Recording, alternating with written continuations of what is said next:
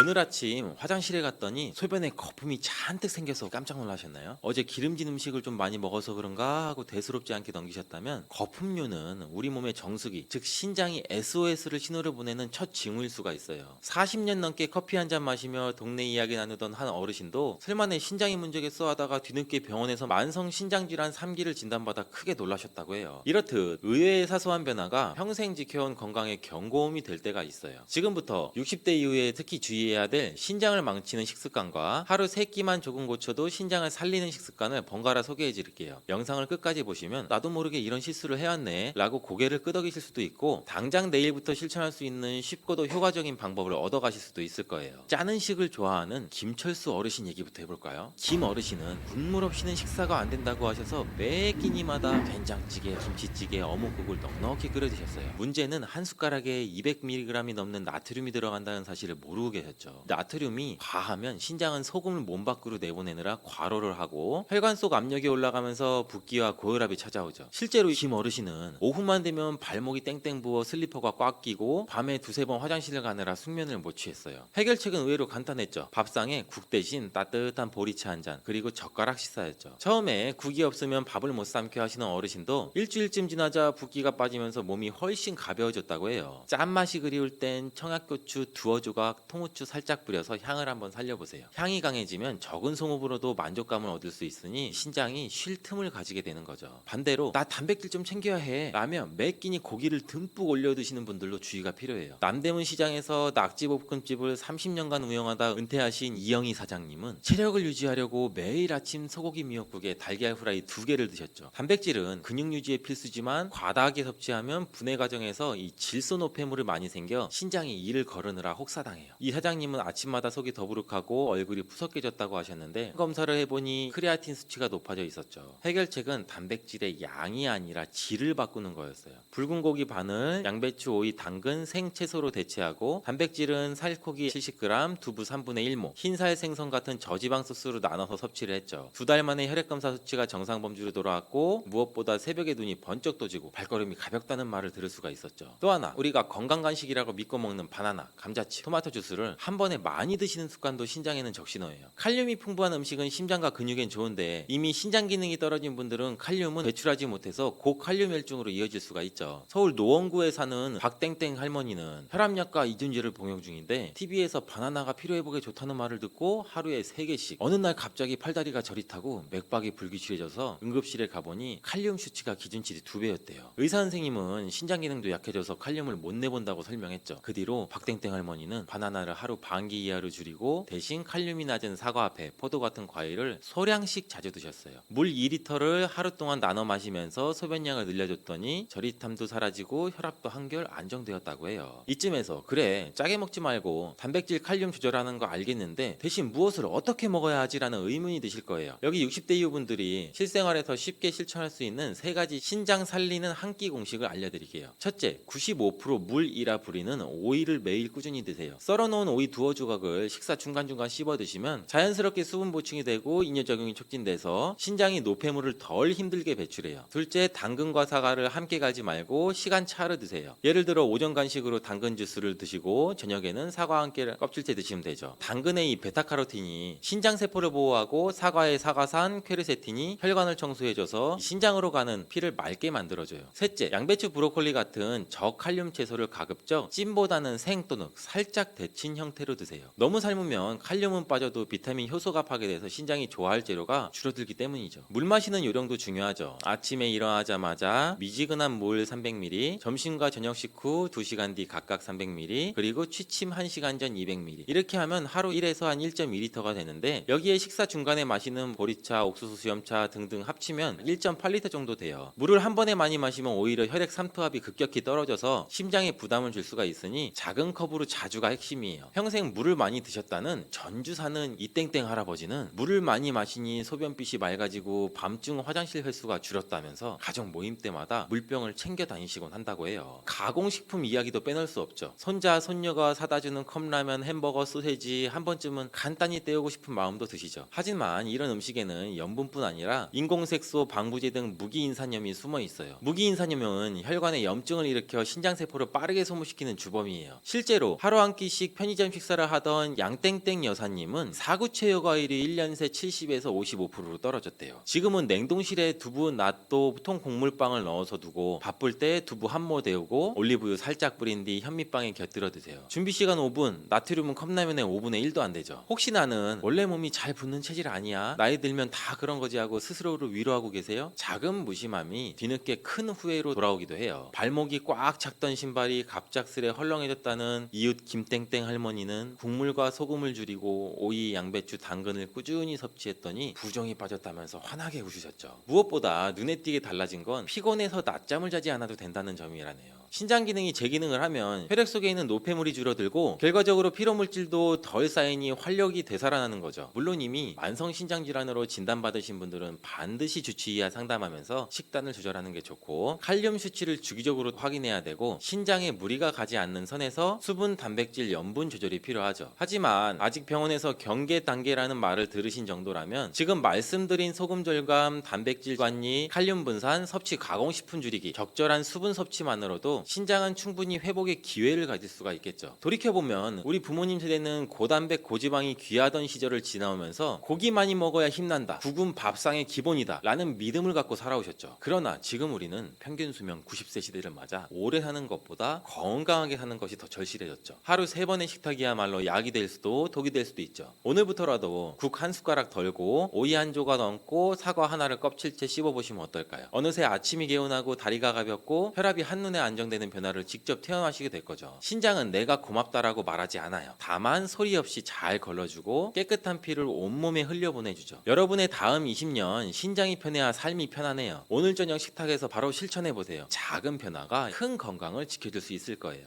불수용성 옥살산은 이미 칼슘과 결합된 형태로 되어 있는 경우가 많고 물에 녹지 않아서 우리 몸에 흡수되기가 어려워 크게 걱정하지 않아도 됩니다. 문제는 수용성 옥살산입니다. 이 수용성 옥살산은 물에 잘 녹기 때문에 장에서 흡수되며 칼슘과 결합해서 덩어리를 이루게 되고 뾰족한 결정이 우리 몸을 공격하는 것이 됩니다. 한 논문에서는 시금치에는 수용성 옥살산이 92%라고 보고하고 있습니다. 시금치를 먹게 되면 옥살산이 많이 흡수될 수 있다는 것이죠. 그럼 시금치를 먹으면 안 되는 것일까요? 그렇지는 않습니다. 드실 때 옥살산을 제거하고 드시면 되는데요. 시금치를 드실 때는 반드시 이 작업을 하셔야 합니다. 그것은 바로 시금치는 된장찌개, 시금치나물, 시금치죽 다양한 방법으로 식탁 위에 오르는 대표적인 녹황색 채소입니다. 많은 분들이 좋아하시는 이 시금치는 눈 건강, 염증 완화, 항암 효과 등 많은 효능이 있어서 건강에 도움이 되는 것이 맞지만 잘못 드시면 오히려 건강을 해칠 수 있다는 사실 알고 계신가요? 오늘 영상을 통해서 시금치를 먹을 때 주의할 점과 함께 드시면 안 되는 음식, 또 함께 드시면 보약이 되는 음식까지 시금치의 모든 것을 알려드릴게요. 구해줘요 뽀빠이 많이 들어보셨죠? 미국에서 아이들에게 시금치를 많이 먹게 하기 위해서 뽀빠이 만화까지 만들었는데요. 시금치는 채소 중에서도 철분의 함량이 아주 높고 카로틴의 함량도 높은 편입니다. 카로틴은 면역력을 높이는데 아주 효과적인 성분으로 알려져 있습니다. 시금치에는 많은 영양소가 있어서 여러 효능이 있지만 단 한 가지 단점이 있는데요. 바로 옥살산이라는 성분이 많다는 것입니다. 옥살산은 우리 몸에 독이 될 수가 있는 성분입니다. 옥살산은 다른 말로 수산이라고도 합니다. 이 옥살산은 장내의 점막을 통해서 흡수가 되는데 칼슘과 만나면 옥살산 칼슘이라고 하는 것이 만들어집니다. 이 옥살산 칼슘은 일정한 조건이 되면 결정을 만들게 되는데요. 이 결정은 뾰족뾰족한 형태의 알갱이가 되는데 조직을 손상시키기도 하고 신장 내에 박히게 되면 신장을 망가뜨리기도 합니다. 작은 크기의 옥살산 칼슘은 소변으로 배출되기도 하는데요. 소변 내에 옥살산 칼슘의 농도가 올라가게 되면 이 결정들이 달라붙어서 점점 커지게 됩니다. 이렇게 커진 덩어리들이 신장에서 발견이 되면 신장 결석이 되고요. 요로에서 발견이 되면 요로 결석이 됩니다. 시금치에 함유된 옥살산은 물에 녹는 수용성 옥살산과 물에 녹지 않는 불수용성 옥살산 두 가지가 있습니다. 불수용성 옥살산은 이미 칼슘과 결합된 형태로 되어 있는 경우가 많고 물에 녹지 않아서 있어서 우리 몸에 흡수되기가 어려워 크게 걱정하지 않아도 됩니다. 문제는 수용성 옥살산입니다. 이 수용성 옥살산은 물에 잘 녹기 때문에 장에서 흡수되며 칼슘과 결합해서 덩어리를 이루게 되고 뾰족한 결정이 우리 몸을 공격하는 것이 됩니다. 한 논문에서는 시금치에는 수용성 옥살산이 92%라고 보고하고 있습니다. 시금치를 먹게 되면 옥살산이 많이 흡수될 수 있다는 것이죠. 그럼 시금치를 먹으면 안 되는 것일까요? 그렇지는 않습니다. 드실 때 옥살산을 제거하고 드시면 되는데요. 시금치를 드실 때는 반드시 이 작업을 하셔야 합니다. 그것은 바로 시금치를 끓는 물에 데치는 것이죠. 이렇게 하면 시금치의 옥살산이 끓는 물에 녹아 나오게 됩니다. 이 물은 채수로 사용하지 말고 반드시 버리셔야 하고요. 시금치 나물을 만들 때 시금치를 물에 데치는 과정을 반드시 하시잖아요. 이 과정은 시금치의 숨을 죽이는 것만이 목적이 아니라 옥살산을 제거하는 것을 목적으로 생각하셔야 합니다. 그러면 얼마 동안 끓는 물에 데쳐야 할까요? 보통은 너무 오래 데치게 되면 시금치가 흐물거리고 시금치에 비타민C가 파괴되어서 30초 정도로 잠깐 데치잖아요. 식감을 위해서는 이렇게 하는 것이 맞는 방법인데 옥살산을 제거를 하려면 시간이 더 필요합니다. 배화여자대학교 식품영양학과 연구팀에서 시금치 데치는 시간에 따른 성분 변화를 발표를 한 적이 있습니다. 데치기 전 시금치 100g당 옥살산 함량은 1075mg 정도인데 1분 정도 데치면 750mg 정도로 줄어든다고 합니다. 끓는 물에 데친다고 해도 시금치의 옥살산이 모두 제거되는 것은 아니라는 것이 확인된 것이죠. 더군다나 30초 정도만 끓는 물에 시금치를 데친다면 시금치에 함유된 옥살산의 함량은 아직 많이 남아있게 되는 것이죠. 그리고 시금치를 데칠 때 소금을 약간 넣고 데치잖아요. 소금을 넣으면 시금치의 색깔도 더욱 진해지고 맛도 좋아져서 소금을 첨가하게 되는데요. 당국대학교 식품영양학과에서는 시금치를 데칠 때 소금을 넣고 시험을 해봤습니다. 이 실험 결과에서는 소금을 넣지 않고 시금치를 데쳤을 때가 소금을 넣고 데쳤을 때보다 옥살산을 더욱 많이 제거할 수 있었다고 발표하였습니다. 데치는 목적이 옥살산을 제거하는 것이라면 소금을 넣지 않고 데치시는 것이 더 좋은 거죠. 만약 시금치를 5분 이상 끓는 물에 데친다면 흐물거리게 돼서 식감은 완전 엉망이 될 것입니다. 하지만 신장이 건강하지 않거나 결석으로 고생한 적이 있는 분들이라면 식감보다는 건강을 더 생각하셔야 할 것이고요. 물론 나이를 많이 드신 분들도 몸속에 장기 기능이 많이 노화되었기 때문에 더욱 주의하시는 것이 좋겠죠. 시금치의 옥살산이 칼슘과 만나서 덩어리를 이루면서 우리의 건강을 해친다고 했잖아요. 그래서 시금치와 궁합이 맞지 않는 음식이 있습니다. 칼슘이 많이 함유된 음식은 시금치와 함께 먹으면 오히려 독이 될 수가 있는 것이죠. 대표적인 음식이 바로 우유와 두부입니다. 농림수산식품교육문화정보원에서는 우유와 두부를 시금치와 함께 먹으면 몸에 결석이 생길 확률이 높아진다고 보고를 하고 있습니다. 요로결석, 신장결석에 걸리게 되면 그 통증이 아주 극심하기 때문에 특별히 더욱 주의하셔야 하는데요. 우유와 두부는 시금치와 함께 섭취하면 결석 외에도 또 다른 문제를 야기할 수가 있는데요. 시금치의 구연산과 결합하여 구연산 칼슘이 되는데 이 성분은 소화가 잘 되지 않기 때문에 장 건강에 해가 될 수가 있습니다. 그렇다면 어떤 음식이 시금치와 함께 먹으면 보약이 되는 것일까요?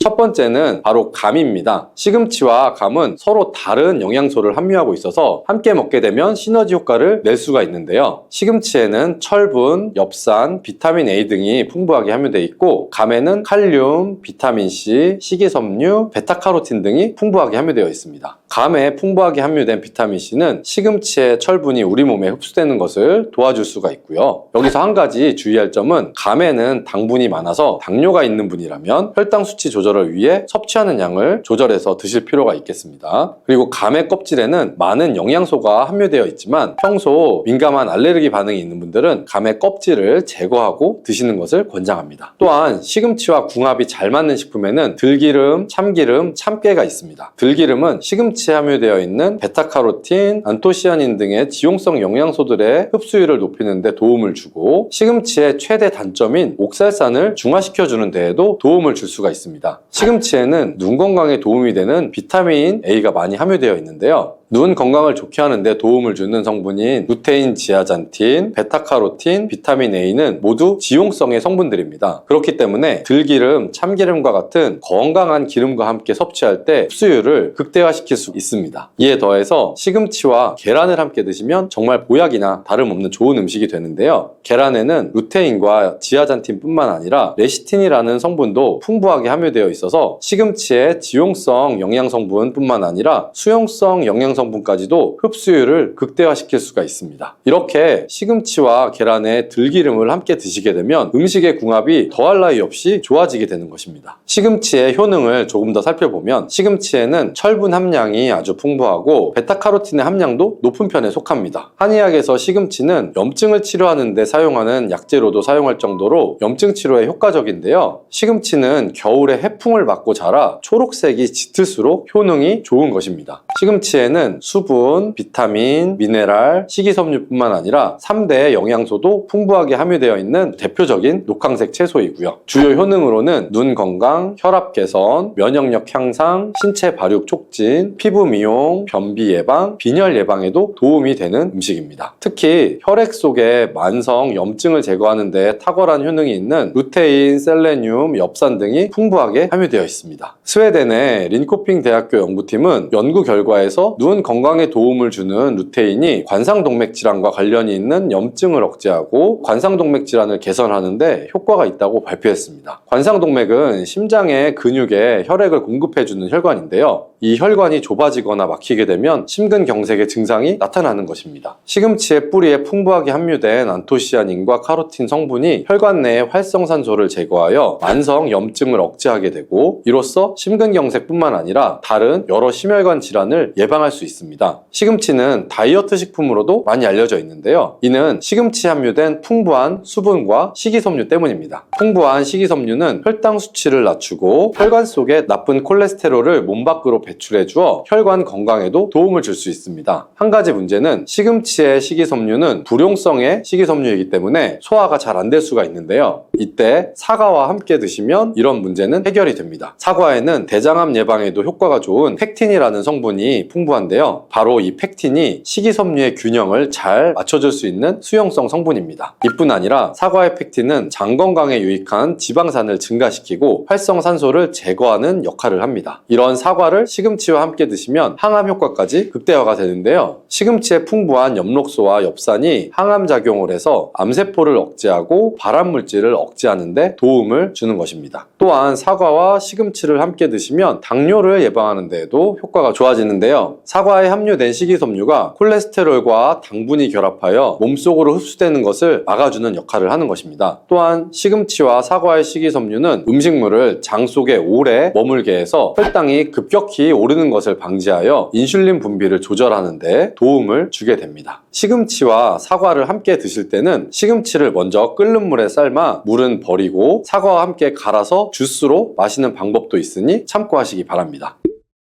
시금치를 드실 때 주의하실 분들이 있는데요. 바로 혈액을 묽게 하는 와파린 계열과 아스피린 등의 혈전 용해제를 드시는 분들입니다. 이런 약은 혈액을 묽게 해서 혈관 속에 뭉쳐있는 혈전을 녹이고 혈액순환을 원활하게 하는 역할을 하게 되는데요. 시금치와 함께 먹게 되면 시금치에 함유된 비타민 K가 반대 역할을 하게 됩니다. 비타민 K는 혈액을 응고하는 데 필요한 단백질을 합성해서 혈액 응고를 촉진시켜주는 역할을 하는데요. 혈전 용해제를 드시는 분은 시금치를 드실 때 2시간 정도의 시간 차이를 두고 드시는 것이 좋겠고요. 나이가 들수록 된장국을 좋아하게 되는데요. 된장국에 시금치들 넣어서 많이들 드시죠. 이때도 주의하셔야 하는 것이 있습니다. 시금치의 옥살산이 된장의 콩과 된장국에 넣는 두부에 함유된 칼슘이 만나서 옥살산 칼슘이 만들어지는 것이죠. 이것을 그냥 드시게 되면 신장 결석과 요로 결석의 원인이 될 수가 있습니다. 따라서 시금치 된장국을 조리하실 때는 반드시 시금치를 5분 이상 데쳐서 데친 물은 버린 후에 시금치 된장국을 끓여 드시기를 바랍니다. 채소는 보통 생으로 드시는 것이 좋다고 알고 계시지만 다 그런 것은 아닙니다. 시금치는 반드시 익혀서 드시는 것이 좋고요. 샐러드에 시금치를 넣어서 드시기도 하는데 조금 드시는 것은 괜찮지만 자주 드시게 되면 문제가 될 수 있기 때문에 주의가 필요하겠고요. 그리고 요즘에는 피자에도 시금치를 올려서 많이 먹죠. 이때도 생으로 올리는 것보다는 데친 다음에 사용하시는 것이 좋습니다. 시금치를 드실 때 계란과 함께 드시면 좋다고 했잖아요. 계란말이를 할 때 삶은 시금치를 잘게 다진 후에 계란에 넣어서 함께 계란말이를 만들어서 드시는 것도 좋은 방법이 되겠습니다. 갑상선 저하증이나 항진증이 있으신 분들이 김을 많이 드시면 오히려 건강을 해칠 수가 있어요. 건강하신 분들은 김을 많이 드셔도 호르몬 조절이 잘 돼서 문제가 없지만 이 갑상선에 문제가 있어 호르몬 조절이 잘 안 되시는 분들은 이 요오드의 수치가 높아지면 체내 활성산소가 증가되게 돼서 염증을 일으키고 갑상선 염도 유발해서 심해지면 갑상선 암까지도 발전시킬 수가 있어요. 우리 한국인의 식단에는 이미 요오드의 함량이 높기 때문에 김을 조금만 드셔도 요오드의 수치가 금방 높아질 수가 있어요. 따라서 갑상선에 문제가 있으신 분들은 김을 드실 때 주의해야 되는 거예요. 그렇다고 요오드가 풍부한 해조류와 같은 음식을 아예 드시지 말라고 말씀드리는 게 아니라 과량 섭취만 주의하시고 적정량은 드셔도 괜찮죠. 그렇다면 갑상선에 문제가 있는 분들이 김을 드실 때 혹시 해결 방법이 없을까요? 바다의 불로초, 해조류의 왕이라고 별명을 갖고 있는 김, 이런 몸에 좋은 김도 우리 잘못 먹으면 암에도 걸릴 수가 있고 치매에도 걸릴 수 있다는 사실 혹시 알고 계시나요? 아무리 좋은 음식도 제대로 알고 드실 때 건강을 지키는 보약이 될 수 있는 것이죠. 식탁 위에 빼놓을 수 없는 반찬, 굉장히 맛있죠. 김의 효능 5가지와 제가 김을 드실 때 주의해야 될 분들, 그리고 김과 함께 먹으면 보약이 되는 최고의 음식과 또 김을 굽는 방법, 좋은 김을 고르는 방법까지 김에 대한 모든 것을 제가 지금 바로 알려드릴게요. 입맛도 없고 마땅한 반찬도 없을 때 김 하나만 있어도 우리 밥 한 그릇 뚝딱 해치우잖아요. 저도 마찬가지지만 저희 아이들도 맨날 밥 투정 하다가도 김 하나 딱 넣으면 밥 투정 반찬 투정 안 해요. 이렇게 밥 반찬으로 최고지만 요즘 전 세계에서 우리나라 문화에 열광을 하면서 K-팝, K-음식도 모든 K가 지금 난리잖아요. 우리나라 음식에도 굉장히 관심이 많죠. 특히 최근에는 바로 이 김에 대한 관심도 굉장히 높아졌는데 냉동김밥이 또 어마어마하게 많이 팔리면서 김에 대한 인기도 높아져서 과자처럼 간식으로 김을 많이 먹고 있다고 해요. 전 세계적으로 선풍적인 인기를 끌고 있는 김은 첫 번째 효능은 바로 이 뇌를 건강하게 해서 치매를 예방하는 데 좋다는 거예요. 김에는 뇌신경을 활성화시키는 비타민 B1과 B2가 풍부하게 들어있는데 이 비타민들이 뇌세포의 건강을 유지하고 신경전달 물질을 생성하는 데 도움을 줘서 기억력을 향상시키고 또 우리 뇌를 계속해서 이렇게 활성화시켜줘요. 또 미네랄 성분이 풍부해서 우리 뇌 기능을 활성화하는 데 도움을 줘 치매를 예방할 수도 있어요. 그리고 김에는 이 포피란이라는 수용성 식이섬유가 풍부하게 함유되어 있는데 이 포피란은 우리 혈관 내의 나쁜 콜레스테롤, LDL 수치를 떨어뜨려주는 효능이 있어요. 따라서 우리 혈관 내의 혈전 생성을 막아주고 동맥경화에도 도움이 되고 혈액순환도 좋게 함으로써 뇌에도 혈류를 원활하게 해주는 작용을 갖고 있죠. 또 김에는 이 알긴산이라는 성분이 있는데 알긴산도 콜레스테롤이 혈관에 쌓이는 것을 방지해주고 몸 밖으로 배출시켜주는 역할을 해요. 국립 부경대학교 연구팀의 연구 결과에 따르면 이 알긴산은 혈관 내의 중금속과 노폐물을 흡착해서 제거해서 혈액 속 중성지방이나 콜레스테롤을 억제해서 피를 또 맑게 해주고 성인병 예방에 놀라운 기능을 한다고 보고하고 있어요. 이러한 성분들의 효능으로 뇌에 필요한 영양분을 충분히 공급하고 노폐물을 빨리빨리 배출할 수 있게 돼서 머리도 맑아지고 뇌 신경도 튼튼하게 해주는 거죠. 이런 김과 계란을 함께 드시면 엄청난 시너지 효과를 느낄 수가 있는데 계란에는 대표적으로 비타민 B12랑 콜린이라는 성분이 풍부한데 이 성분들이 뇌신경을 활성화하는 데 굉장히 큰 도움을 줘요. 그 이유를 살펴보면 콜린은 이 뇌의 신경 시스템에서 중요한 역할을 하는 이 아세틸콜린이라는 물질의 주성분인데 아세틸콜린은 신경 전달 물질이에요. 이 신경 전달 물질이 뇌세포 사이에서 정보를 계속 전달해주는 역할을 해요. 바로 이 콜린이 충분히 공급돼야 기억력, 학습 능력, 그리고 인지 기능을 유지할 수가 있죠. 그래서 이제 기억력 감퇴나 뇌 건강에 좋은 이 건강기능 같은 식품을 보면은 아세틸콜린과 이제 콜린을 주성분으로 한 건강기능 식품도 많이 나와 있고 의약품도 많이 나와 있죠. 이뿐 아니라 김은 계란에 부족한 비타민 C를 보충해주고 계란은 김에 부족한 비타민 D를 보충해줘서 서로가 정말 잘 어울리는 식품이 되는 거죠. 계란과 김이 만나면 정말 뇌 기능에 필요한 보약이나 다름없다고 볼 수 있는데 이 김의 두 번째 효능은 또 식물성 단백질을 공급한다는 거예요. 이 김에 함유된 단백질의 양은 소고기보다 많은데 소고기가 단백질이 풍부하다고 알고 계시잖아요. 소고기 100g당 약 단백질의 함량은 약 20g 정도고 김 100g당 단백질의 함량은 약 30g 정도라고 해요. 소고기보다 김의 단백질이 더 많이 들어있다니 굉장히 놀라운 사실이죠. 마른 김 5장에는 계란 1개에 함유된 단백질의 양이 들어있다고 해요. 그런데 이 단백질에 식물성 단백질과 동물성 단백질이잖아요. 이 둘을 함께 먹일 때 더욱 흡수가 잘 돼서 건강에 좋은데 김과 계란을 함께 먹을 수 있는 좋은 방법도 한 가지 알려드릴게요. 김 계란말이는 우리 정말 많이들 해 드시잖아요. 반찬으로 만들어 먹기도 편하고 맛도 좋아 많이 드시는데 그것 말고 계란 김전을 하나 알려드릴게요. 먼저 이 김을 먹기 좋은 크기로 잘라주시고 한쪽에 놓아줘요. 적당한 용기에 계란을 깨주시고 속은 한 꼬집으로 약간 간을 해줘요. 그리고 이 계란을 젓가락으로 살살 풀어주죠. 이제 김 2장을 포개서 계란물을 앞뒤로 잘 묻혀준 다음 기름을 두른 팬에 붙여주면 돼요. 이게 끝이에요. 이렇게 김과 계란을 함께 드시면 맛도 정말 좋더라고요. 저도 이제 간혹 해먹는데 이렇게 드시면 맛도 좋고 건강도 챙길 수 있는 밥상위에 단백질을 풍부하게 섭취하는 보약이 될 수가 있죠. 세 번째, 김의 효능은 항산화 작용이에요. 몸 안에 활성산소가 많아지게 되면 이 활성산소가 우리 몸에 전신에 있는 세포를 공격해서 노화시킬 뿐 아니라 또 암세포를 변이도 일으켜요. 암을 발생하기도 하는데 김에는 이런 활성산소를 제거시켜 줄 수 있는 강력한 항산화 물질인 베타카로틴이 풍부하게 함유가 되어 있어요. 이 대표적인 항산화 물질인 베타카로틴은 당근에도 많이 함유되어 있다고 많이들 알고 계시잖아요. 당근보다 오히려 김에 이 베타카로틴이 훨씬 더 많이 함유가 되어 있어요. 당근 100g에는 약 5516mg의 베타카로틴이 함유되어 있고 이 김 100g에는 무려 22,500mg이나 함유가 되어 있대요. 당근보다 약 4배 정도 많은 이 베타카로틴이 함유가 되어 있는 것인데 굉장히 놀랍죠. 이 베타카로틴은 우리 몸속에서 비타민 A로 전환되는 물질이에요. 비타민 A 하면 어떤 게 생각나세요? 바로 생각하신 그거 맞아요. 눈이죠. 비타민 A는 시력을 보호하고 야맹증을 예방하는 데 도움이 되죠. 김에 단백질이 많이 함유되어 있다고 했잖아요. 이 단백질이 비타민 A와 만나면 로놉신이라는 성분이 생성되는데 이 로놉신이 시력을 보호하고 야맹증을 예방하는 역할을 하는 거예요. 이 당근이 눈 건강에 좋다고 많이들 드시는데 당근보다도 김에 더 많이 함유가 되어 있다는 사실도 꼭 한번 기억해 주시길 바래요. 이 네 번째 김의 효능은 골다공증 예방에 도움을 준다는 거예요.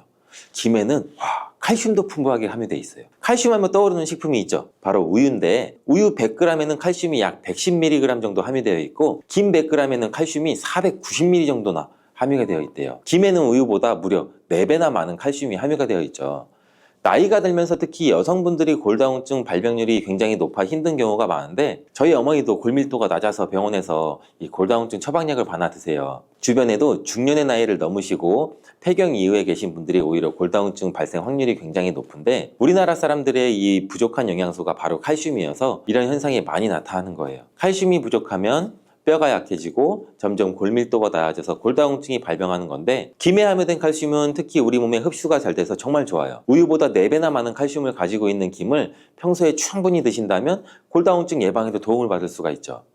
김을 드실 때 먹는 방법을 알고 드시는 것도 좋겠죠. 이 김의 영양소를 잘 흡수할 수 있도록 먹는 방법이 있는데 김을 구울 때 보통 어떻게 하시나요? 보통 기름을 김에 바르고 불에 구워 드시잖아요. 그렇게 하시면 안 돼요. 이 마른 김을 아무것도 바르지 않은 달궈진 팬 앞에 앞뒤로 5초씩 살짝 먼저 구운 다음에 그 다음 들기름을 발라 드시면 돼요. 순서가 바뀐 거죠. 김에 열을 가하게 되면 김에 함유된 영양소는 체내 흡수율이 높아져요. 근데 들기름을 굽기 전에 바르지 않고 구운 후에 바르는 이유는 들기름은 바른 채로 굽게 되면 오히려 들기름이 산패돼서 건강을 해칠 수가 있어요. 열을 가하지 않은 들기름을 바르면 들기름의 불포화 지방산이 또 혈관을 깨끗하게 해주는 데 도움을 줄 수 있어서 더욱더 건강한 식사를 하실 수가 있죠. 5번째 김의 효능은 이 당뇨를 완화시키는 데 도움을 줄 수 있다는 거예요. 당뇨병이 있으신 분들은 당뇨약을 드시게 되면 비타민 B12가 결핍된 분들은 굉장히 많은데 그래서 이렇게 대학병원 앞에서 처방을 이렇게 받다 보면은 당뇨약과 비타민 B12 의약품을 함께 처방한 경우도 많아요. 이 비타민 B12가 작용하는 게 굉장히 많은데 당뇨 환자들은 일단 기본적으로 피가 걸쭉걸쭉해지는 효과를 갖고 있기 때문에 혈액순환이 잘 안 돼요.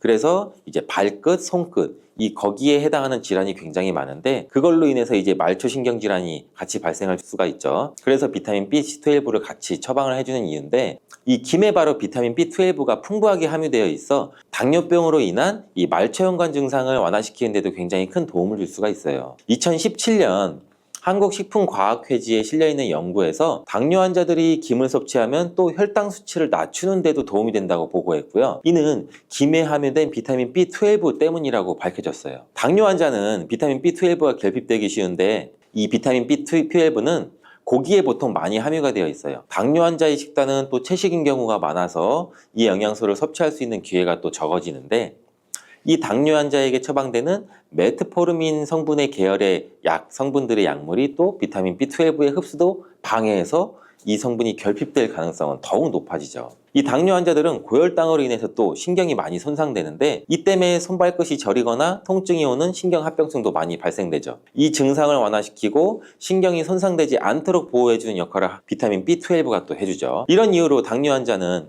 비타민 B12의 섭취를 신경 써서 해주는 것이 굉장히 좋지만 말씀드린 대로 육류 식단은 또 당뇨 환자의 식단에 잘 들어가 있지 않기 때문에 비타민 B12가 풍부한 김을 섭취하는 게 당뇨 환자의 정말 좋은 대안이 될 수 있는 거예요. 비타민 B12의 하루 권장 섭취량은 약 2.4 마이크로그램인데 이는 자르지 않은 김 한 장만으로 섭취해도 충분히 섭취할 수 있는 양이에요. 당뇨가 있는 분들이라면 오늘부터 식사하실 때 김을 꼭 드셔야겠죠. 다만 시중에 판매되는 조미김은 기름에 구워지고 그 기름이 산패될 가능성이 높아서 오히려 건강에 해로울 수 있으니 알려드린 대로 마른 김에 기름을 바르지 않고 달궈진 팬에 살짝 구워 드시길 추천드려요. 그런데 이렇게 평소에 많이 드시고 계신데 잘못 드시면 건강을 해칠 수도 있다는 사실 알고 계신가요? 특별히 갑상선이 약하신 분들은 김을 섭취하는데 주의하셔야 돼요. 갑상선은 우리 몸에서 가장 중요한 내분비 기관 중 하나인데 갑상선은 이 목 부분 기관지 아래에 위치한 나비 모양의 내분비 기관이에요. 중요한 여러 기능을 하지만 그 중에서도 특별히 대사율을 조절하는 기능을 해요. 갑상선에서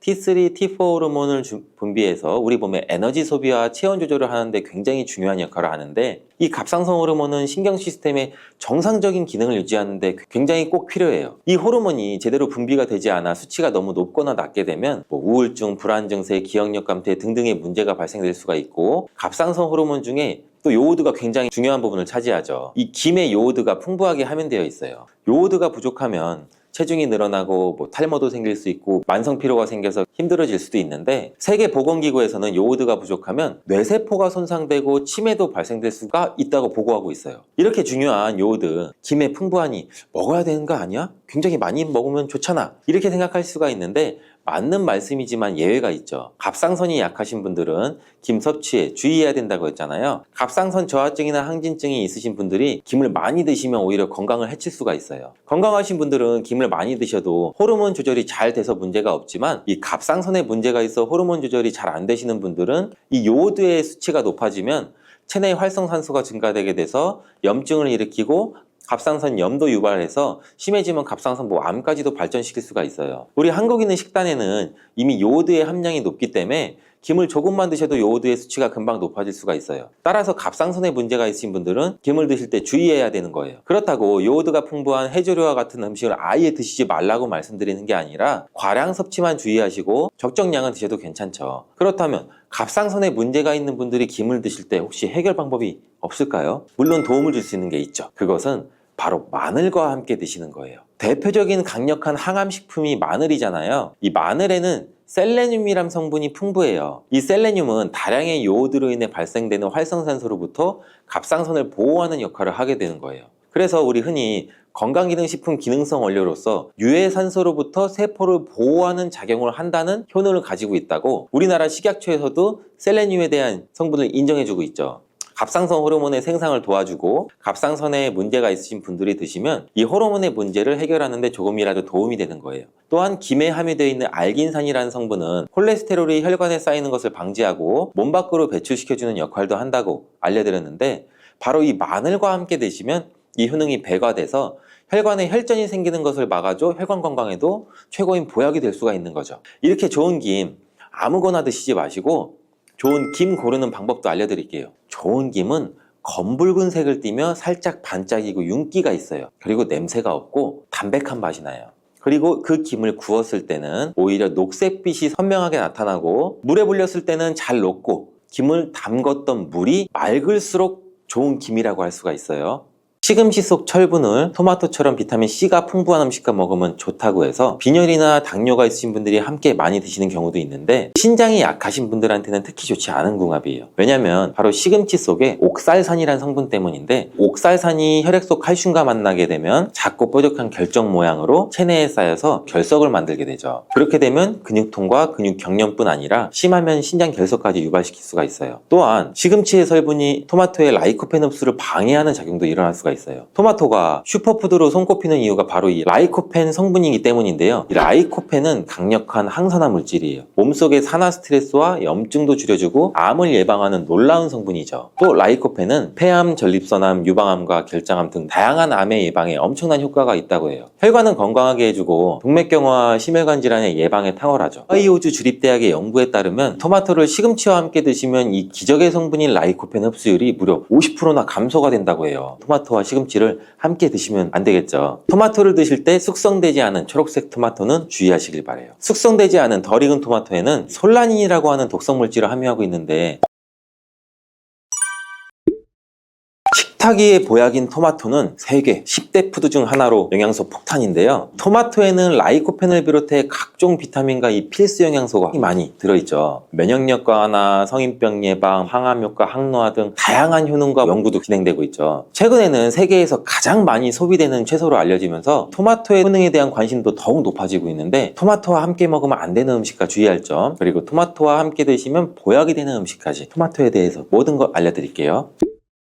철분과 비타민이 많아 요즘 들어 특히 주목받고 있는 채소가 시금치인데 시금치는 토마토와 상극으로 함께 드시면 안 돼요. 시금치 속 철분을 토마토처럼 비타민C가 풍부한 음식과 먹으면 좋다고 해서 빈혈이나 당뇨가 있으신 분들이 함께 많이 드시는 경우도 있는데 신장이 약하신 분들한테는 특히 좋지 않은 궁합이에요. 왜냐면 바로 시금치 속에 옥살산이라는 성분 때문인데 옥살산이 혈액 속 칼슘과 만나게 되면 작고 뾰족한 결정 모양으로 체내에 쌓여서 결석을 만들게 되죠. 그렇게 되면 근육통과 근육 경련뿐 아니라 심하면 신장 결석까지 유발시킬 수가 있어요. 또한 시금치의 성분이 토마토의 라이코펜 흡수를 방해하는 작용도 일어날 수가 있어요. 토마토가 슈퍼푸드로 손꼽히는 이유가 바로 이 라이코펜 성분이기 때문인데요. 이 라이코펜은 강력한 항산화 물질이에요. 몸속의 산화 스트레스와 염증도 줄여주고 암을 예방하는 놀라운 성분이죠. 또 라이코펜은 폐암, 전립선암, 유방암과 결장암 등 다양한 암의 예방에 엄청난 효과가 있다고 해요. 혈관은 건강하게 해주고 동맥경화와 심혈관 질환의 예방에 탁월하죠. 하이오즈 주립대학의 연구에 따르면 토마토를 시금치와 함께 드시면 이 기적의 성분인 라이코펜 흡수율이 무려 50%나 감소가 된다고 해요. 토마토와 시금치를 함께 드시면 안 되겠죠. 토마토를 드실 때 숙성되지 않은 초록색 토마토는 주의하시길 바래요. 숙성되지 않은 덜 익은 토마토에는 솔라닌이라고 하는 독성 물질을 함유하고 있는데 솔라닌은 이 식물이 해충이나 질병으로부터 스스로를 보호하기 위해 생성되는 자연 방어 물질이에요. 감자에 싹에 들어있는 독성 물질이죠. 이 솔라닌을 섭취하게 되면 복통이나 구토, 현기증, 두통, 심하면 마비까지 올 수 있는 증상이 나타날 수가 있으니 주의하시길 바라고 토마토 요리를 할 때 한 가지 주의할 점은 단맛을 좋아하시는 분들이 간혹 설탕을 첨가해 드시는데 제발 이 설탕만을 피해 주시길 바래요. 설탕은 토마토의 영양 성분을 파괴하기 때문에 건강을 위해 두신 토마토가 아무짝에도 쓸모가 없거든요. 그리고 이 설탕이 몸속에 들어오면 설탕을 분해하기 위해 비타민 B군이 사용되는데 비타민 B는 피로도 감소시키고 뇌의 활동도 활성화시키는데 중요한 성분이죠. 토마토에는 비타민 B가 함유되어 있는데 설탕 때문에 오히려 체내 흡수율이 감소되고 설탕으로 인해 혈관 내 혈당도 상승되겠고 안 좋은 결과를 초래할 수가 있겠죠. 기억력의 중추인 해마를 위축시켜 혈관성 치매에도 위험을 높이고 고혈당성 당뇨병을 넘어 정말 과도하게 장기간 드시면 암까지도 발생될 가능성이 높아지게 돼서 토마토의 항산화 효과를 전혀 누릴 수가 없게 되죠. 혹시 토마토 케첩 많이 사용하시나요? 달콤상콤한 맛이 좋아 계란 후라이에도 뿌려 먹고 다양한 요리에도 사용되는 토마토 케첩도 우리 몸에 독이 된다는 사실. 실제로 케첩 한 스푼에 설탕이 약 4g 정도 들어있어요. 이는 시중에 판매되는 초콜릿에 들어있는 설탕보다 더 많은 양이에요. 이뿐 아니라 케첩의 영양 성분을 살펴보면 상과당, 소금, 합성, 착색료, 향신료 등 수많은 감미료와 식품 첨가물이 들어있어요. 케첩이 토마토를 원료로 만들어져 건강한 재료라고 알고 계신 분들도 계시겠지만 케첩 속 토마토는 가공 과정과 첨가물들에 의해서 영양 성분이 많이 파괴되어 있고 오히려 우리 몸을 공격하는 성분들이 가득해요. 그렇다면 토마토와 함께 먹으면 보약이 되는 음식은 어떤 게 있을까요?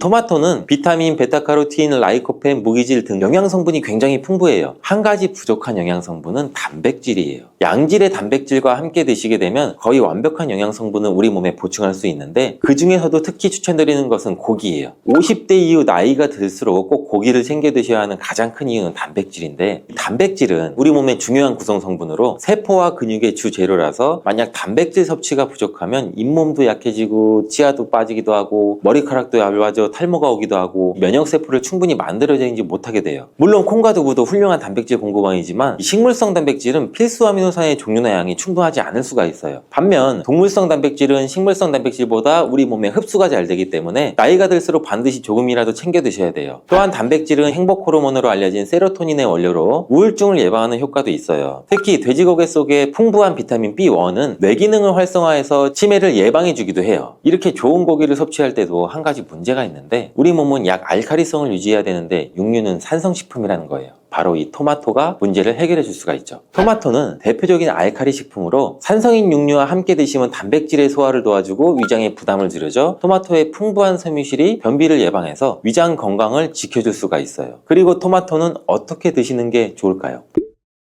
바로 익혀서 드시는 거예요. 토마토를 익혀서 드시게 되면 라이코펜의 체내 흡수율이 10배 이상 올라간다고 해요. 88도의 온도로 2분간 조리를 하면 라이코펜의 흡수율이 6% 상승하고, 15분간 조리하면 17%, 30분간 조리하면 35%의 라이코펜의 흡수율이 상승하는 것으로 알려져 있어요. 이렇게 되는 이유는 토마토에 열을 가하게 되면 세포벽이 파괴되면서 라이코펜이 쉽게 용해가 되기 때문이라고 해요. 이렇게 익히게 되면 토마토의 비타민이 파괴되지 않을까? 걱정되죠? 걱정 안 하셔도 돼요. 다른 채소와는 달리 토마토는 비타민 A와 비타민 C가 풍부한데 가열할 때 오히려 19% 정도나 증가하는 것으로 밝혀졌어요. 익혀 드실 때 한 가지 더 알고 계시면 좋은데, 그것은 바로 기름에 조리를 하면 좋다는 거예요. 라이코펜은 지용성 영양 성분으로 기름에 조리하게 되면 체내 흡수율을 더욱 높일 수 있게 돼요. 토마토 요리를 드실 때 오메가3의 함량이 높은 올리브유와 함께 드시는 것을 추천해드려요. 올리브유 속 불포화 지방산인 올레산은 몸에 해로운 LDL 콜레스테롤을 줄여주고 산화 스트레스를 막아줘 혈관과 신장을 보호해주고 몸에 이로운 HDL 콜레스테롤의 효율도 높여줘요. 또한 올리브유의 항산화 성분인 폴리페놀이 토마토의 라이코펜과 함께 시너지 효과를 나타내어 최고의 항암 음식이 된답니다. 들기름도 참 좋은데 들기름을 조리하실 때는 주의할 점이, 가열하게 되면 산패가 돼서 오히려 건강에 해로울 수 있으니 토마토를 볶을 때 마지막에 넣거나 다 볶은 후에 들기름을 곁들여서 드시기를 바라겠어요. 토마토의 라이코펜은 껍질의 함량이 과육보다 약 5배가 높기 때문에 토마토의 껍질까지 함께 드시는 것이 좋아요. 같은 중량이면 일반 토마토보다는 방울토마토가 더 좋은데 그 이유가 바로 껍질 때문이에요. 일반 토마토보다 방울토마토의 껍질이 훨씬 많기 때문인데, 이때 당근과 함께 드시면 시너지 효과가 폭발하는데, 토마토에는 라이코펜이 있다면 당근에는 베타카로틴이 있죠. 당근의 특성도 토마토와 비슷한데 익혀서 드실 때 영양 성분의 흡수율이 올라가고, 베타카로틴 역시 지용성 성분이에요. 그래서 기름과 함께 섭취할 때 체내 흡수율을 높일 수가 있어요. 그리고 주목할 것은 당근과 토마토를 합친 공복에 먹을 때 최고의 항암식품이 될 수가 있어요. 토마토 당근 주스를 만들어 드시면 공복에도 부담 없이 정말 좋은데, 만드는 방법도 간단하죠. 토마토와 당근을 적당한 크기로 잘라 올리브유에 살짝 익혀서 믹서기에 넣고 물 1컵 정도 넣고 갈아서 드시면 되죠. 취향에 따라 소금을 살짝 넣으셔도 되고, 이렇게 만든 당근 토마토 주스는 암 예방뿐 아니라 혈관을 건강하게 하는데도 탁월한 효능을 발휘하고 면역력 강화와 피부 미용에도 효과가 좋아요. 토마토는 소금과 잘 어울리는데, 토마토에는 콜라겐 생성에 필수적이고 암과 싸워주는 비타민 C가 매우 풍부한데, 소금과 함께 드시면 비타민 C와 라이코펜의 흡수율도 높아져요. 문제는 토마토의 비타민 C는 공기 중에 산소와 만나면 쉽게 산화가 돼요. 이때 토마토를 자른 단면에 소금을 살짝 뿌려주시면 토마토에 얇은 막을 씌워줄 수 있거든요. 비타민 C의 산화를 억제해주는 데 도움을 줄 수가 있어요. 소금이 걱정이시겠지만 토마토에는 혈압을 낮추고 심혈관 질환의 발병률을 줄여주는 칼륨이 매우 풍부하게 들어있어서 칼륨이 오히려 나트륨을 배출해주고 오히려 세포와 에너지의 대사가 원활해지는 효과가 있어요. 또 토마토와 함께 드시면 좋은 식품으로 계란을 빼놓을 수가 없죠. 완전 식품의 대표주자 계란에는 단백질이 풍부하지만 비타민 C와 식이섬유가 부족한데, 이를 토마토가 보충해줘서 토마토의 부족한 단백질을 계란이 보충해줘요. 함께 섭취할 때 좋은 시너지 효과를 낼 수가 있어요. 토마토의 라이코펜도 계란과 함께 섭취 시 체내 흡수율이 높아지고 항산화 효과와 면역력 강화에도 좋은 효과를 나타낼 수가 있죠. 있죠. 토마토와 계란은 함께 볶아서 드시면 되는데 만드는 방법도 알려드릴게요. 먼저 계란을 풀어 달궈진 팬에 넣고 스크램블처럼 만들어주죠. 만든 스크램블은 접시에 옮겨 놓고 팬에 올리브유를 넣고 다진 파를 볶아 파기름을 내줘요. 그리고 적당한 크기로 자른 토마토를 넣고 잘 볶다가 마무리 될 때쯤에 접시에 옮겨 놓았던 스크램블을 넣고 조금 더 볶아주면 끝. 정말 간단하죠. 취향에 따라서 간장이나 굴소스 같은 조미료를 기호에 따라 살짝씩 첨가해 주셔도 되죠. 이렇게 토마토 계란 볶음은 아침 공복에 드시면 소화도 잘 될 뿐 아니라 풍부한 영양 성분과 계란의 포만감으로 다이어트에도 정말 좋은 식품이 돼요. 브로콜리도 참 좋은데 브로콜리는 토마토와 함께 세계 10대 푸드에 들어가는 채소예요. 토마토가 전립선 암에 좋다고 했는데 브로콜리와 함께 섭취하시게 되면 효과는 더욱 증가된다는 연구 결과도 있어요. 또한 브로콜리는 토마토의 영양 성분 흡수율을 높여주고 혈압을 조절해주고 동맥경화를 예방하는 데에도 도움을 준다고 해요. 또 아보카도라는 과일 알고 계시죠?